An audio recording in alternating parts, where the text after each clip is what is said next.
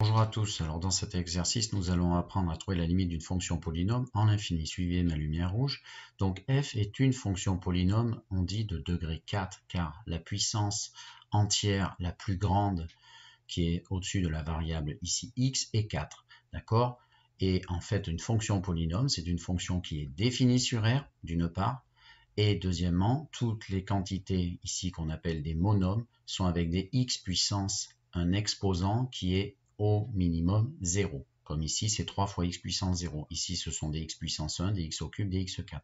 De même, g est une fonction polynôme que nous avons vue en première. Nous avons étudié ces fonctions ici de degré 2. D'accord? Et elle est bien définie sur R.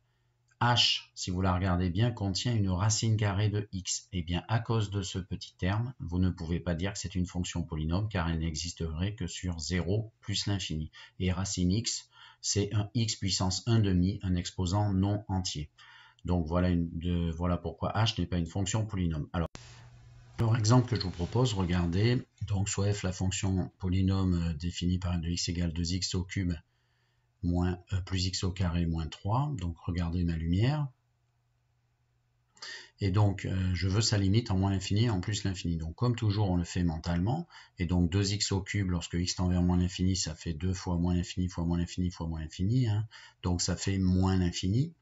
Le x au carré qui est là, moins l'infini fois moins l'infini, ça fait donc plus l'infini. Et donc, j'ai déjà infini moins infini entre ces deux premiers termes. Le moins 3 ne changeant pas grand-chose. Donc, je tombe sur ce qu'on appelle une forme indéterminée. Je l'écris au correcteur. Limite de la fonction lorsque x tend vers moins l'infini présente la forme indéterminée, vous l'annoncez, une des quatre, infini moins infini. Et là, il va falloir qu'on utilise un outil qui s'appelle factoriser par le terme prépondérant. Donc le terme prépondérant, c'est votre terme de plus haut degré. Donc ici, 2x au cube. La technique, je le mets devant, le 2x au cube.